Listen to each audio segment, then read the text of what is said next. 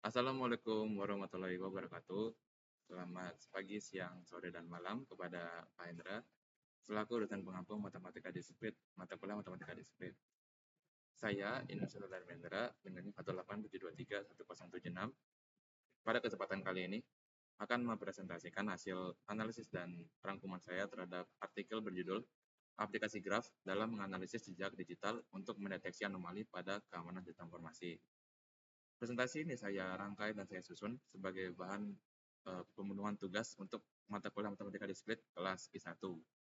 Sebelum kita berlanjut pada aplikasi graf itu sendiri, alangkah lebih baiknya kita mengetahui apa sih hal yang melatar belakangi adanya penerapan graf pada bidang ini. Nah, yang melatar belakangi penerapan graf ini adalah karena dalam era digital yang terus berkembang ini, jejak digital dan keamanan informasi menjadi salah satu aspek yang penting yang memerlukan perhatian khusus. Pengguna teknologi yang meningkat menciptakan jejak digital yang luas, mencakup data dan aktivitas daring, yang rentan terhadap ancaman siber atau cyber threats. Cyber threats sendiri dapat berbentuk berbagai macam-macam. Nah, seperti salah satu contohnya adalah yang akhir-akhir ini menjadi perbincangan hangat di Indonesia, yaitu berbagai macam kebocoran data nasional dan di dalam negara kita sendiri. Nah, dalam mengatasi ancaman cyber ini, kita dapat menggunakan salah satu teori matematika, yaitu teori graf, dalam memvisualisasikan anomali sebagai cara kita dalam mengatasi keamanan dalam informasi digital ini. Nah, sebelum itu, alangkah lebih baiknya kita mengenal apa itu teori graf. Jadi, teori graf sendiri adalah suatu teori matematika yang digunakan untuk merepresentasikan objek-objek diskrit dan hubungan antara objek tersebut. Graf pertama kali dikenal pada tahun 1736 ketika seorang ahli matematika bernama Leonhard Euler memecahkan masalah jembatan Königsberg untuk membuktikan apakah bisa seorang melewati setiap jembatan tepat sekali dan kembali ke tempat semula.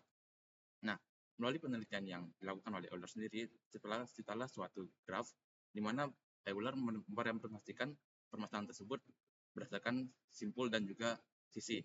Simpul di sini lebih dikenal dengan sebutan vertex dan sisi lebih dikenal sebutan edge, di mana Euler merepresentasikan daratan sebagai simpul atau vertex dan jembatan sebagai sisi atau edge dalam graf, yang bertujuan untuk mencari apakah kemungkinan untuk melewati setiap sisi graf tepat satu kali. Nah, melalui penggambaran atau visualisasi ini, terciptalah suatu notasi graf umum yang dikenal oleh semua kalangan saat ini, yaitu G memiliki himpunan bagian N, yaitu jumlah sisi, dan memiliki himpunan bagian F, yaitu jumlah vertex atau simpul. Nah, graf sendiri terdiri dari berbagai macam graf, dibagi menjadi dua, yaitu berdasarkan arahnya dan berdasarkan ada tidaknya gelang. Nah, yang berdasarkan arahnya ini terbagi lagi menjadi dua jenis graf, yaitu graf tanpa arah yang tidak memiliki arah pada setiap sisinya, dan juga graf berarah yang memiliki arah pada sisi-sisinya. Kemudian untuk berdasarkan ada tidaknya gelang akan dibagi lagi menjadi dua, yaitu graf sederhana yang tidak memiliki gelang pada graf tersebut dan gelang tidak sederhana yang memiliki gelang pada grafnya. Mungkin sampai di sini kita bertanya-tanya, kenapa kita dapat menggunakan teori graf ini dalam visualisasi jejak digital untuk menemukan anomali pada keamanan informasi. Nah, perlu kita ketahui, graf sendiri memungkinkan kita untuk memudahkan hubungan antar elemen data yang besar dan terus berkembang.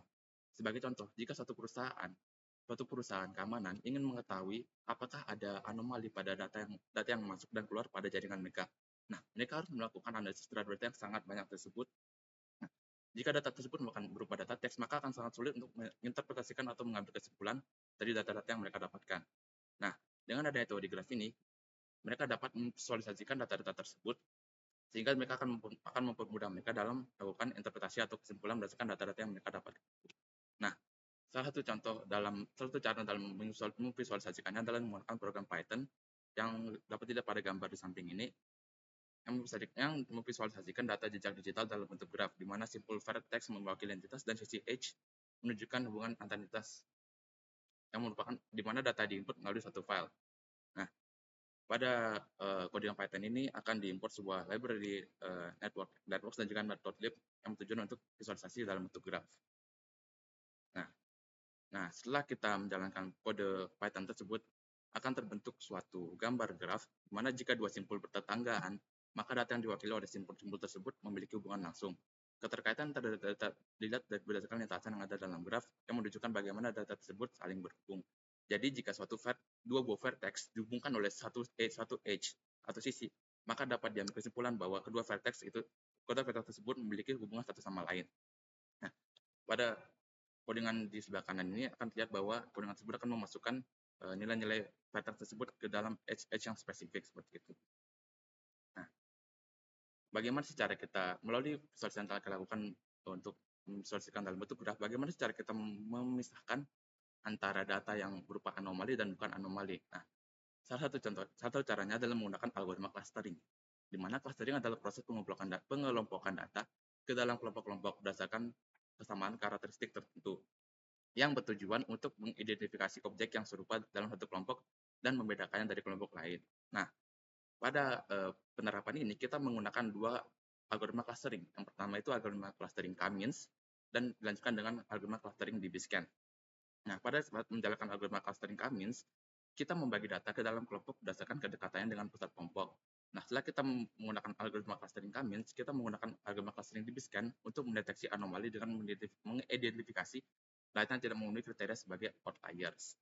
Nah, kemudian outliers inilah yang akan digabungkan menjadi suatu graf agar menemukan anomali-anomali yang saling memiliki keterkaitan satu sama lainnya.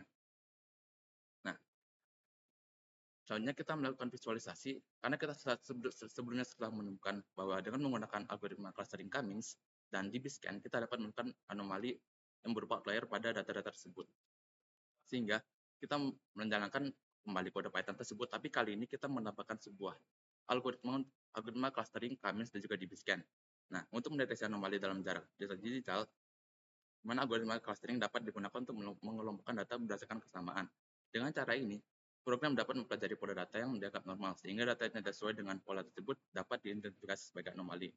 Dapat dilihat pada gambar samping bahwa graf tersebut merupakan graf yang terdiri dari data-data outlier atau anomali, sehingga kita dapat mengambil kesimpulan bahwa adanya keterkaitan antara satu anomali dengan anomali yang lain, sehingga kita dapat mengetahui anomali pada keamanan informasi itu sendiri. Nah, dengan penggunaan clustering K-means untuk mengelompokkan data dan DB-scan untuk deteksi anomali, program ini dapat mengidentifikasi pola normal dalam data digital dan mendeteksi titik data yang menyimpang atau anomali.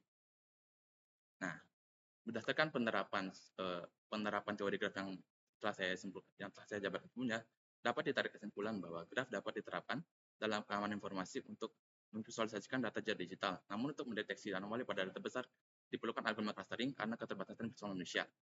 Oleh karena itu, pemanfaatan graf dalam keamanan informasi terus berkembang karena graf memiliki banyak manfaat efektif dalam analisis data di bidang informatika. Oke, mungkin sampai sini saja presentasi yang dapat saya sampaikan mengenai hasil analisis dan riset saya tentang jurnal tersebut. Semoga apa yang saya sampaikan pada kesempatan kali ini dapat berguna untuk kita semua. Kemudian terima kasih kepada semua yang telah menonton. Saya ucapkan terima kasih. Saya tutup presentasi hari ini dengan mengucapkan salam. Assalamualaikum warahmatullahi wabarakatuh.